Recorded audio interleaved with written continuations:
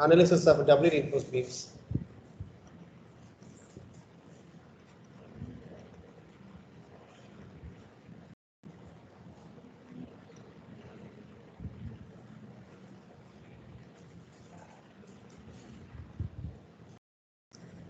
So once again, another beam with some reinforcement.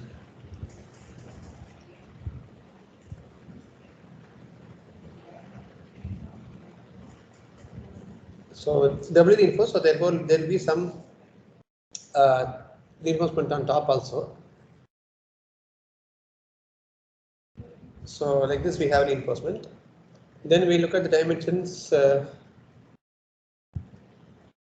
250, overall depth 400,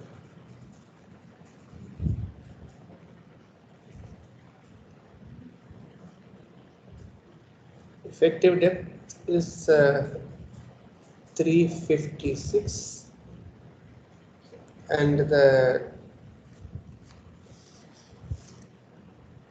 effective depth to the top reinforcement is 44. Okay. These three are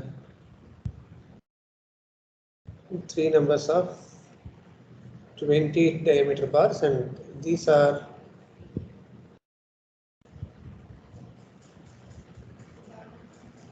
three numbers of 20 diameter.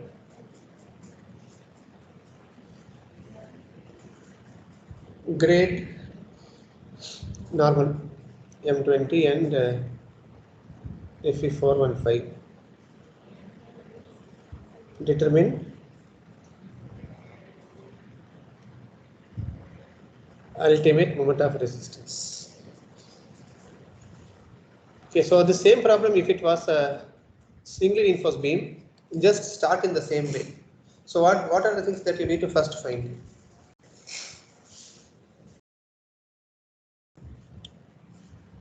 So XQ max by D. Okay, XU max by D or XU max, that is how much? This is Fe415 steel. So how much is XU max? 0.48 D. 0.48 D, thank you. Coming to how much in this case?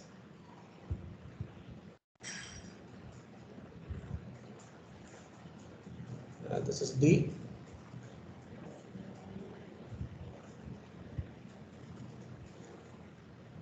How much comes XU max?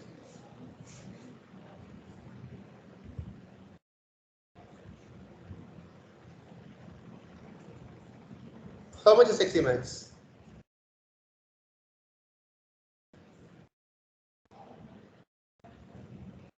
Quick.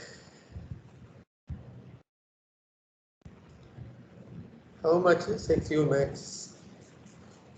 So 171. 171.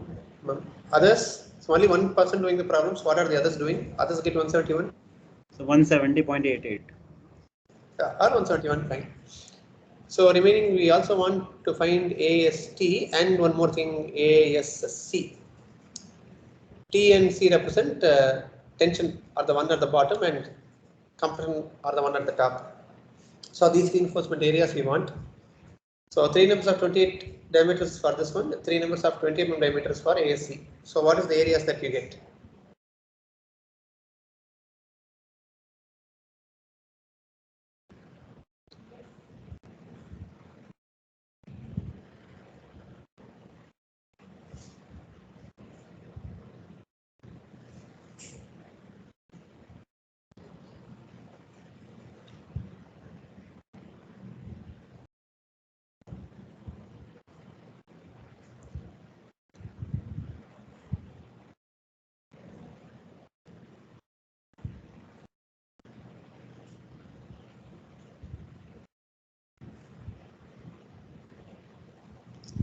How much are AST and AC?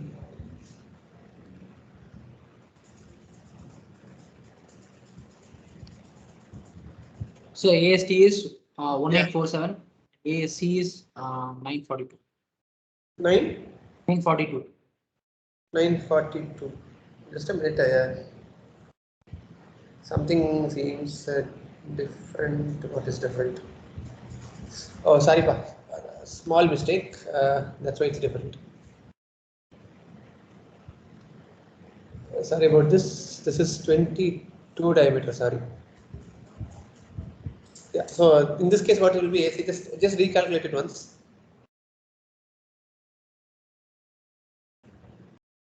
You should get. So 1140. Okay, so this is your AC and AC. Now, as you do for under reinforced beams, here also you're going to assume that this W reinforced beam is actually going to be under reinforced. So, assuming it will be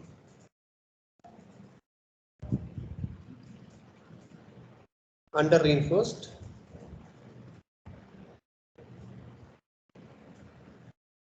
also assuming stress in the top steel also becomes 0.87 Fy. Okay, we are assuming both these things. So in this case, we have a small change to our XU formula. So you have an additional term which will be which will be 0.87 Fy AST minus FSC minus 0.446 FCK into ASC divided by 0.36 FCKB. So your question is now, why does this extra term come? It's very simple why the extra term comes. So basically you have this diagram, right? Tension. So this is FST AST or the tension. Here you have the concrete compression. We call it as CC. Here you have steel also at the top. So there is some compression coming from the steel, which equals FSC into ASC. Okay, and this CC, you have to remember that when you place concrete, when you place the steel over here, so some of the area of concrete is lost. Okay, some area of concrete is lost. So you're subtracting that area as well. So you have this last area of concrete.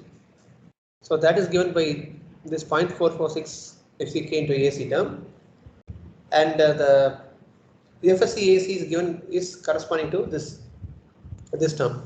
So when you include this also, and you rewrite the normal equation, when you rewrite C equals to T, then this equation actually gets modified like this. Okay, so that's why you have some difference in the equation when you have a double reinforced beam. Okay, so yeah, just calculate this. FSC, of course, we are assuming that FSC is also equal to 0.87 Fy at first. Okay, so substitute for FSC 0.87 Fy as well. 0.87 Fy, and get me what is XU.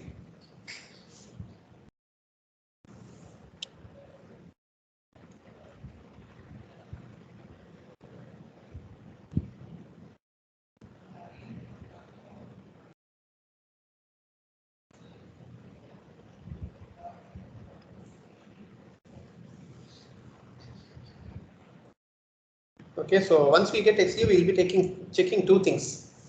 Okay, so one by one we'll come to that. Just get me what is XU.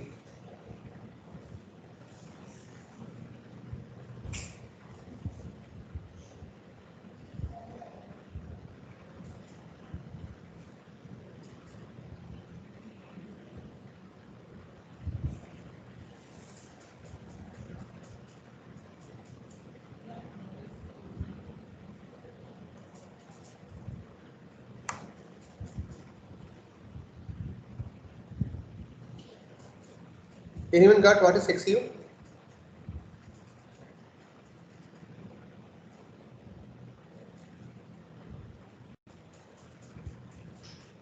Somebody? Is XU available?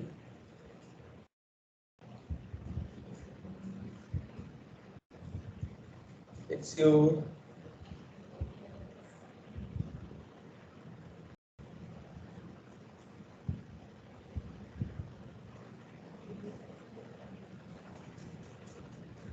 Why so much time?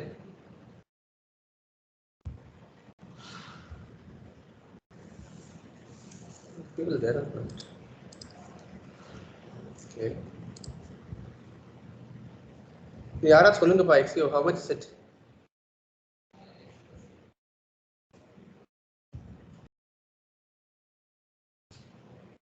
Sir, 733.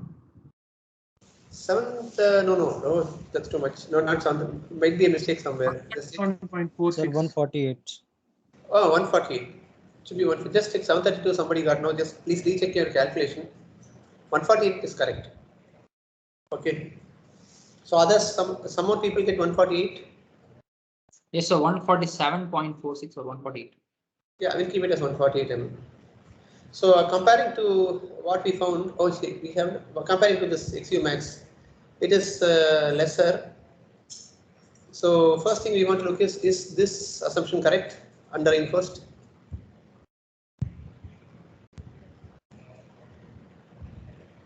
How about is it under in first based on what we found? Yes, sir. Okay. Yes, it is under in first based on what we found. Now we also want to make sure something else we assumed is right. So when we say under in first, we have ensured that yes, FST is 0.87F5. So what we used here is correct. We also have to check whether we used over here 0.87F5 for FSC. Now is that also correct? We have to check. So how to check it? So the way to check it is, first we find out, we have to compare the strain in the compression steel with yield strain of steel. Okay, so how to find yield strain of steel is simple. It is, stress by Young's modulus gives you strain. So 0.87Fy divided by the Young's modulus of steel. And only thing we also add a plus 0.002. Okay, this is an offset for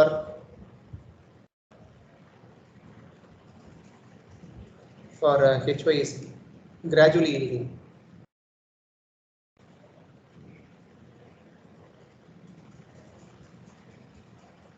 Okay, so one of you you can go back to the PPT and see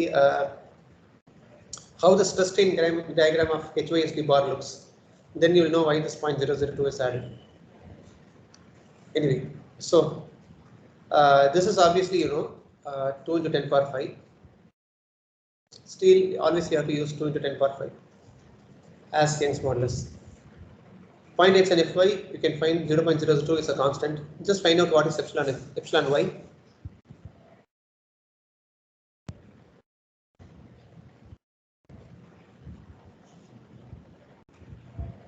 So these calculations should come a bit quick.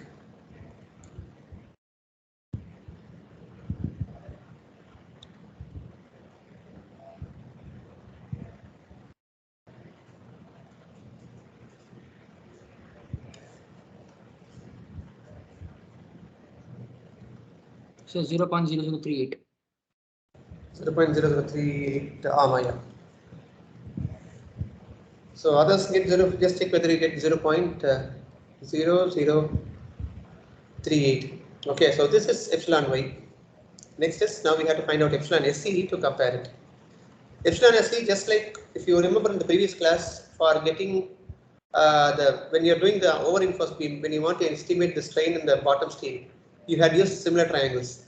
So you'll be using similar triangles again, but you'll be using a different triangle. That's it. So I'll write the formula and then I'll draw the triangle.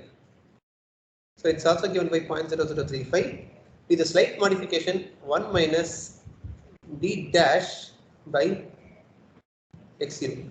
Now I'll just tell you what is d dash. The distance to the effective or the centroid of the top steel, this is usually denoted as d dash. Okay, so that is known as d dash. And when you know this, you can now predict how this formula comes. Basically, strain diagram of this is given. This is epsilon ST. This is 0.0035. Here my top steel is there. Okay, so this is epsilon SC. this is d dash and this is xu. Okay, so this is how this formula comes. Okay, so how much do you get for epsilon sc?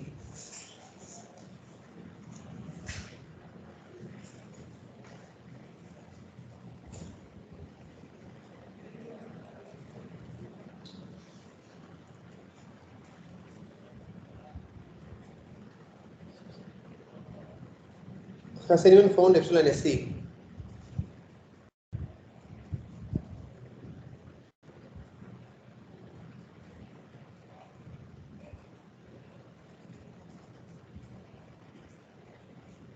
Epsilon sc 0.00246. 0.0024. So anyone else gets 0.0024? Any third decimal is there? Probably we can use. So 59 or 6. Okay, six is enough. So others also get 0.00246. Yes, sir.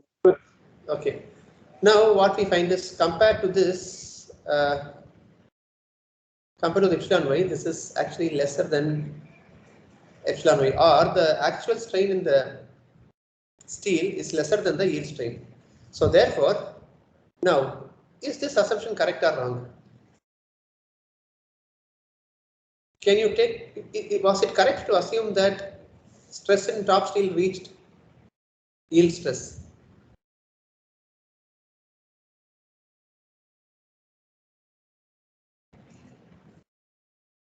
No, sir. No, because Because the yield strain is greater than the actual strain for compression steel. yeah, the actual strain has not at all gone near the yield strain. So therefore, the stress also obviously will not have reached the yield stress. So therefore, we say that this assumption is not true actually. So therefore, FSC is unknown, and anybody wants to guess how to find FSC? Iteration, sir. Yeah, The same thing we do. same iteration procedure as you did before. So maybe we'll just do one iteration, then I'll just tell the final converged value and we'll finish the problem. Okay. So we'll just do one iteration just for the purpose of, for the purpose of actually doing it, that's it. So same iteration procedure using the bisection process. Now obviously you're going to bisect these two values. 0.0038 plus 0.00246 divided by 2. How much is this?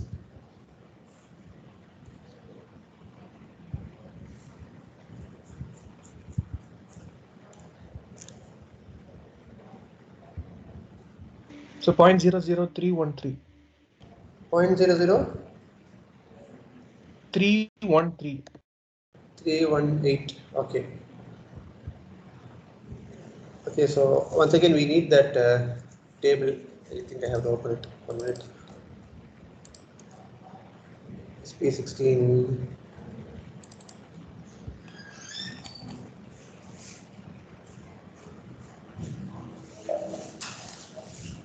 This is AP415. So there are two tables. Can you look at table A of SP16? I'll just write it over here. Table A of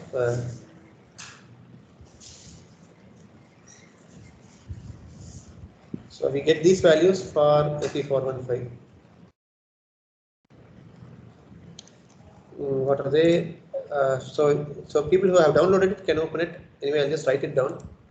So we want between our actual value is 0.00318. So between 0.00276 and okay. So epsilon and we say sigma RF. So 0.00276 is 351.8. Okay.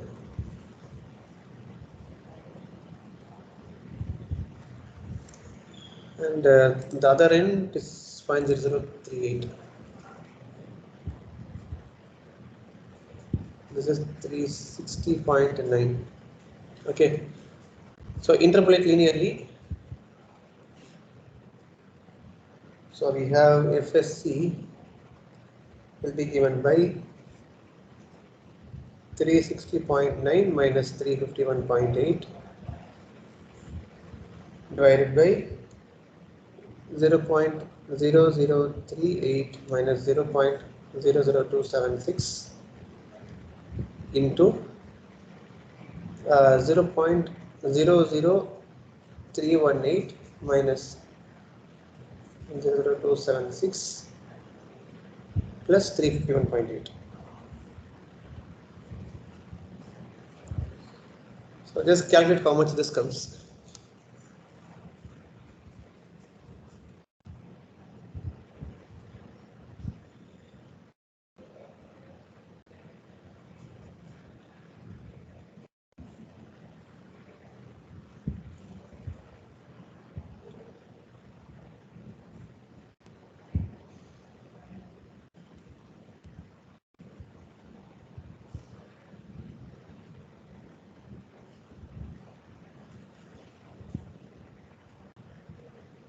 Just calculate the stress in compression steel.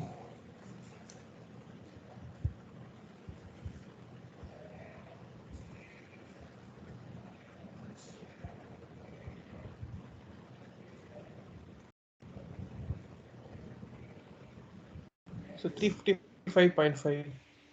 355.5. So let me wait for a couple of more people to say the same answer. If they get the same answer.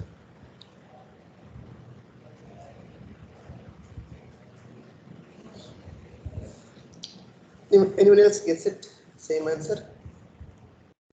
Oh, yes, sir. 355.87. Okay, or let me just say, maybe I'll keep it as 356 Newton per mm square. So now, just as before, we correct our XU. Based on only thing is it will be this bigger formula which you used over here. Okay, so 0.87 Fy into AST is how much is AST? 1847 minus our FSC is we found out over here 356 minus 0.446 into FCK is this is M20 concrete, no? M20, okay. And ASC is 1140 divided by 0.36 into FCK into B is 250. Okay, just find out what is the new XU.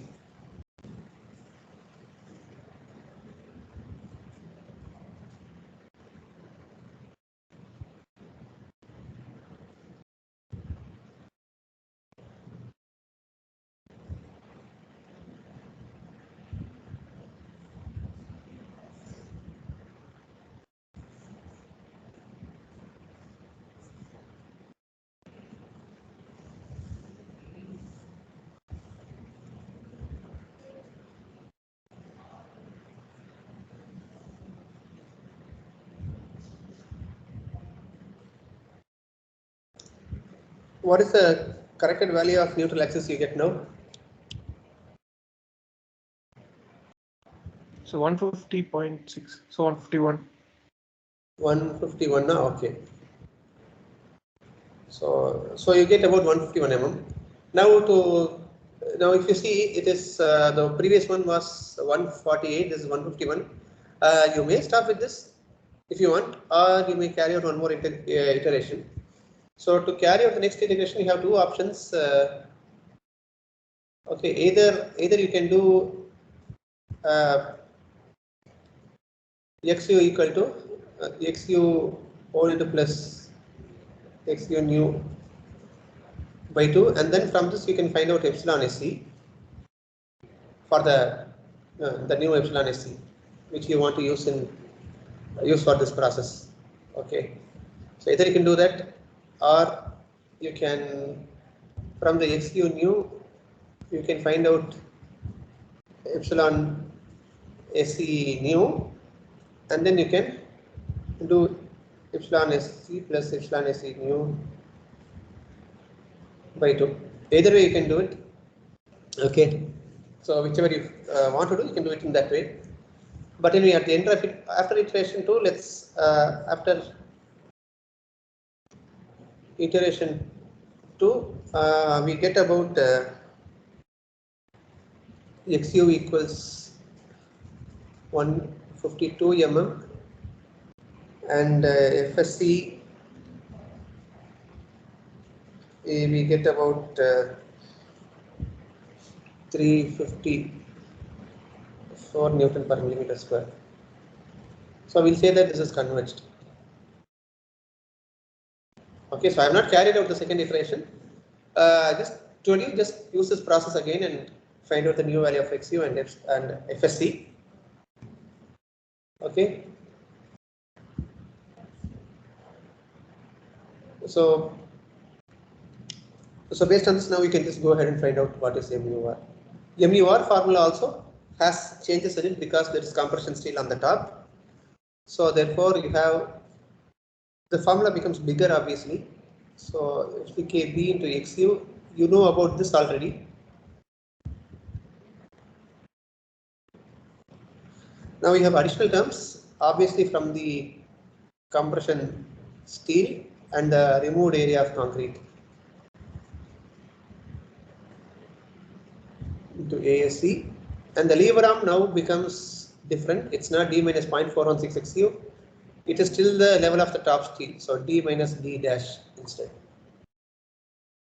Okay, so find out what is MUR. So I don't need to explain the first, this term I don't need to explain. So this is the recently evaluated stress in the steel. FCK is known, ASC is known, D minus D dash is also known. Okay. XU also, no, you have to use this XU.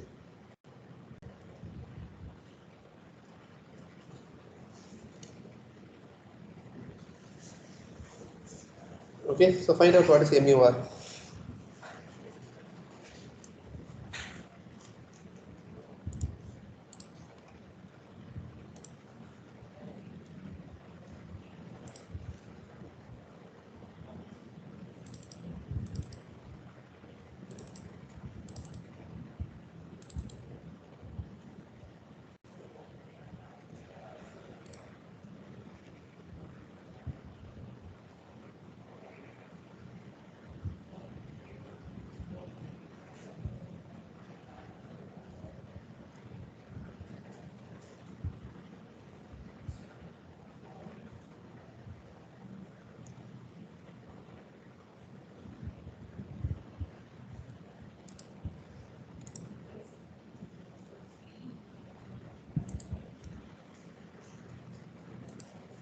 So once someone finds MUR, just tell me.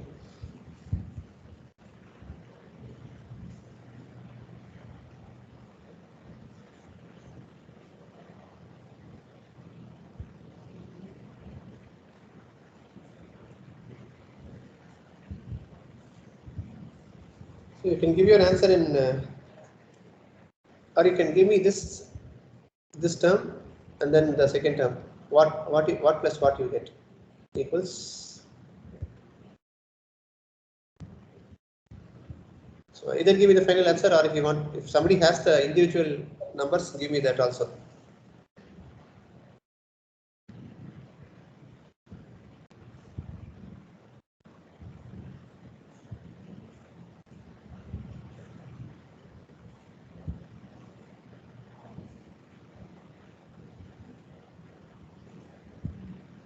So anybody finished it?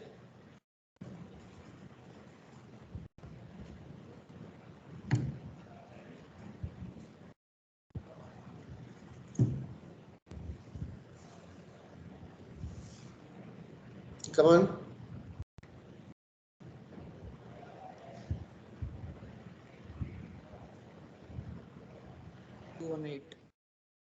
How much? 2? 218. 218. Yes, sir. Okay, anybody else gets 218?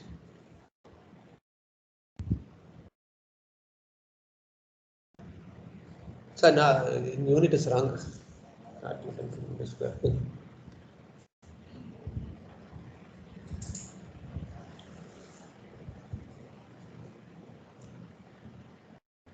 Anyone else? Same answer you get?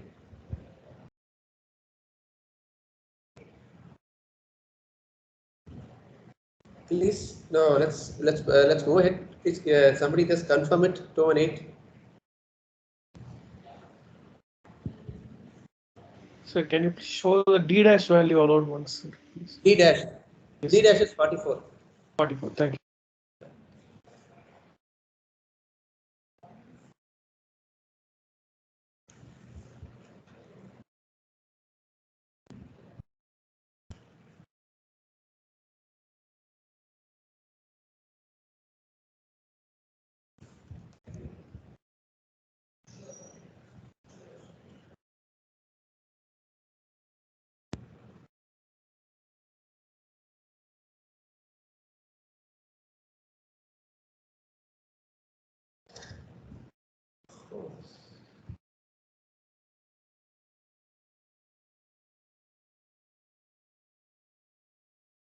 So how much? It's coming around 202, sir. 202. Okay. So two different answers. 218 and 202. So I think one or two more people need to give me the answer then. Only then we can confirm which is right. So others, do you get 218 or 202? So 202. 202. Okay. So perhaps it is 202. So the one who said 218, just later you can probably compare with. I mean, whoever said 202, no, just compare with them. See if you made a mistake anywhere. Okay. So actually speaking, this will come around something. 80 will come something around 120. Okay, the respective parts due to concrete and due to compression steel. Okay, so whenever you have a formula, you should understand what it represents. So this is moment carried by concrete. Okay, concrete and tension steel, that lever arm, and this is actually carried by concrete and compression steel. Okay, so this is the difference. So this is how we solve for doubly reinforced beams. There may be some situations where you will not have this being satisfied. You may end up with a over reinforced and doubly reinforced beam. Okay, so in such a case, the procedure is same, except that when you do the iteration, you will also be worried about epsilon st and fst.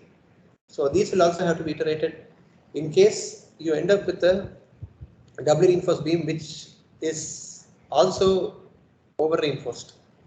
Okay, very rarely you'll have that, but in case you get such a problem, procedure does not change.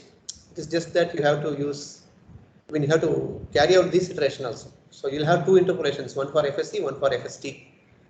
Okay, and this strain calculation also will be two, one for epsilon st, one for epsilon sc. Okay, so that is one thing that you should be aware of. Okay, maybe I'll give an assignment problem like that so that you can have some practice. Okay, so I'll close this and I'll move back to my PPT.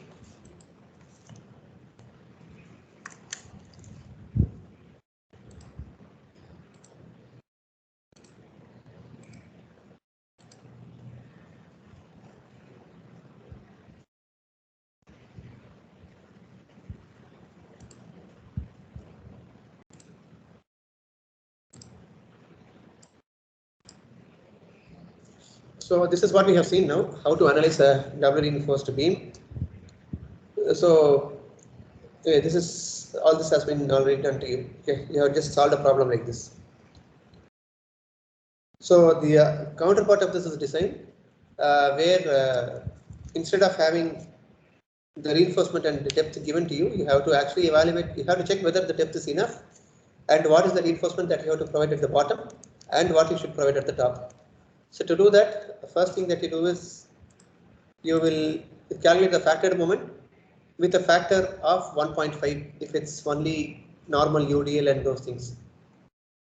And you will assume that it is going to be an under reinforced beam because you want to design it to be under reinforced. You don't want to design a over reinforced beam. Okay, so therefore you will use the same formula to calculate what is MU limit. Okay, so when you come to design a single reinforced beam, from there you will understand this, and you will set that whatever moment you calculated MU. So you say that this should be equal to the limiting moment, which is actually there for that beam.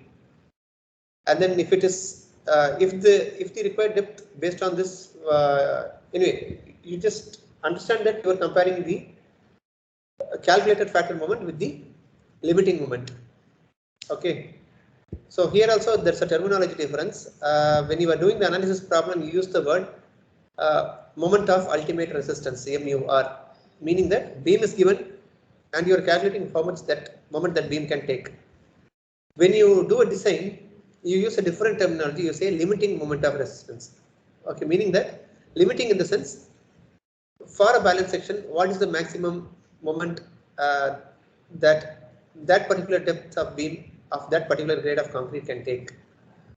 So you will make sure that the limiting moment of the beam should be more than what factored moment you have. And based on that formula, you can calculate whether the depth is sufficient. So if it is sufficient, you proceed. If the depth is not sufficient, you have to either increase the depth. If you are not allowed to increase the depth because of other considerations, you have to make it double reinforced beam. So the moment that cannot be resisted by the provided depth is the difference, which is MU minus MU limit. And for that MU limit, you will provide the steel at the bottom, and then you will give some extra steel in order to take care of this difference at the bottom itself. At the bottom itself, you will give some extra steel, tension reinforcement delta AST required to resist the excess moment. Then you will have to actually provide, in order to compensate for this extra delta AST that you have actually provided, you will have to compensate it by providing some compression reinforcement at the top. Okay, so the area of steel required at the top is given by this formula, and based on this, you will find out what is the spacing and number of bars, etc. And then finally, you will check, just like you check whether PT is lesser than PT limit, you will check if the provided area of steel is the percentage of steel is greater than the PC limit, which in this case is given by a formula like this. Okay, so when you do a problem, you'll be more familiar with it. I just wanted to summarize the design process. Flange beams I'll come later. I'm not going to do it now. So before you go to flange beams, I want to give you some pointers or provisions in IS 456. Okay, so please download IS 456 and go through these procedures. So when you're designing a beam, okay, so for example, somebody gives you a beam saying that the beam is this much span and it is placed on some supports and the support has a certain width. Okay, the support is this much wide, this support is this much wide. So when you use a formula M is equal to say WL squared by 8, what should you use for W? Sorry, not W, for L, for the length. So the answer is you have to calculate something known as an effective span, and that effective span will be used in the formula for calculating moments. So how to find that effective span? So this is the center of this support, this is the center of this support. The support may be a wall, the support may be a column. Okay, whatever it is. So the center to center distance of the supports is Ln. Then and if the clear span between the outer inner edge of this support to the inner edge of this support, that is given by LC, or clear span. So the effective span is the smaller of these two things, either the center to center distance or the clear span plus effective depth of the beam. Okay, so this is how you calculate the effective span for beams. And so if it is a simply supported beam, you do this. If you have continuous beams, you have different formulae, where for the where if it is Yeah, for the discontinuous span or the one where one of the ends is not continuous, there you will use either clear span plus effective depth by 2 or clear span plus breadth of the support by 2. So the lesser of this you will take for effective span. If you have the interior spans or the continuous spans, you just take clear span as the effective span. So these provisions are given in IS 456. So there it will be given in text. Here I have shown it in terms of an image. Then now the question when we were doing the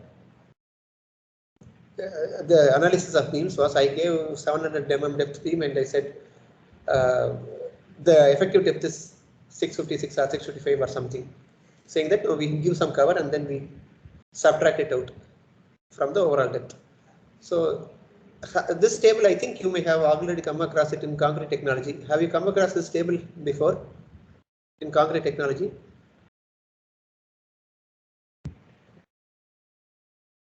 It's a simple yes or no question. Yes or no? No, sir. No, you have not come across. Okay. So cover means basically the cover is given for two reasons. Mainly it is to protect the reinforcement which you give at the bottom from external exposure, like moisture or acidity in the environment and things like that. Okay, so depending on how bad the atmosphere is, you actually define your exposure as 5 different categories: mild, moderate, severe, very severe, extreme. So it's if it's at some place far away from any moisture, far away from the sea coast, far away, it's going to be used just for a normal building, no chemical storage, no temperature, nothing. Okay, so that will classify as mild. But mild is a little unsafe. Usually people go for moderate exposure conditions for general purposes. In case you're doing something like you are building a foundation on very corrosive soils. Okay, a foundation is made of concrete, and say that around that foundation you're going to have very corrosive or waterlogged soil, things like that and all, then you may want to use severe or very severe exposure. So depending on what is exposure, you increase the cover. So moderate exposure is 30, extreme exposure, say chemical storage tank, you go for extreme exposures. Okay, so this effective span I showed in the previous image. So if you have rectangular beams, it is like what I showed in the previous slide. If you have a T-shaped beam, a beam which is having this kind of a shape, okay, then you find you have to actually calculate effective flange depth given with these formulae. Just find out where these formulae are in your code book. When we do T-beam design, we will be using these formulae. Okay, so that time I will tell you what is BF, what is BW, what is capital DF, and all these things. By the way, so how to find effective depth? So you have clear cover. Okay, clear cover plus half the diameter of the bar which you are covering. That becomes effective cover. So for example, 700 mm effective depth, so not overall depth. And in that problem which we solved in the last class, we gave 28 mm diameter bar, 28 mm diameter. Half of 28 is 14. And moderate exposure we used 30 mm as clear cover. So 30 plus half of 28, 30 plus 14 is 44 mm. So 700 minus 44, that becomes 656. So that is how we evaluated effective cover and effective depth. Okay, that 30 plus 14, which is 44, that is known as effective cover. Okay, so if it is simply supported beam, you know how to calculate the moment WL square by 8, no problem. If it is continuous beam, you have in the previous semester in analysis of indeterminate structures, you have come across some analysis procedures to solve continuous beams. Can you name some of them? Some methods which you came across in indeterminate structures last semester.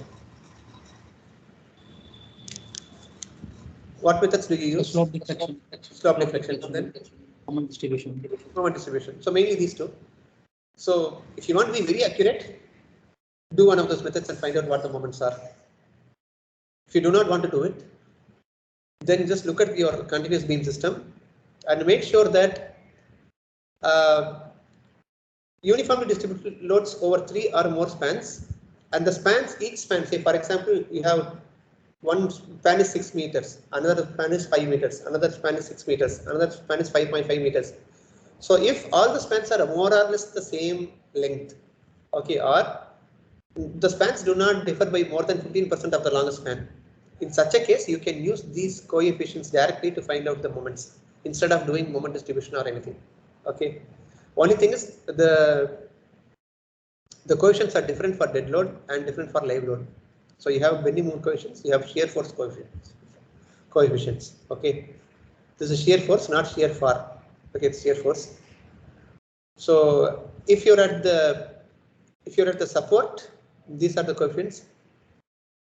At the end support, it is -1/10, -1/10, etc. At interior supports, like for example, you have 3 continuous spans. So you have an end support, then in between you have 2 or 3 supports, and at the other end you have another support. So the interior supports you have different coefficients, end supports you have different coefficients. Similarly, if you have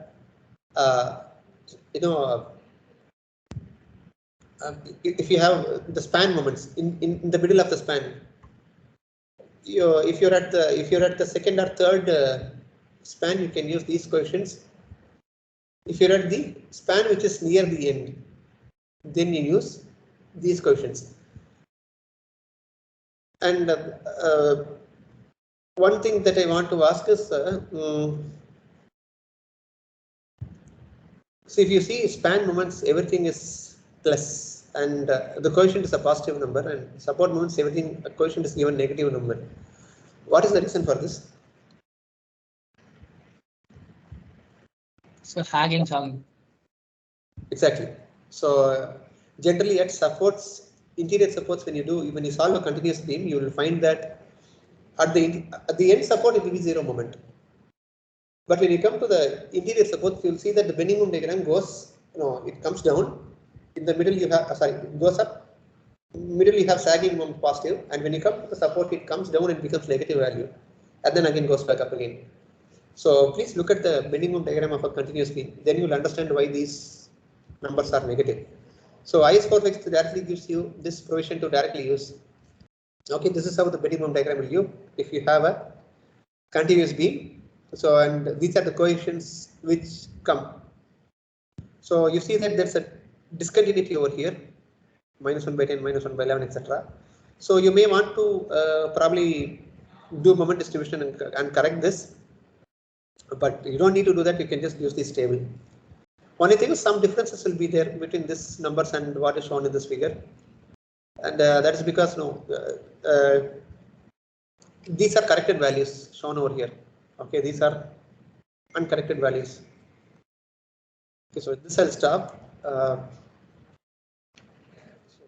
Next class also we will just continue with some of these provisions for IS456, and then we'll move to design of beams. Okay, so any questions on doubly reinforced beam analysis?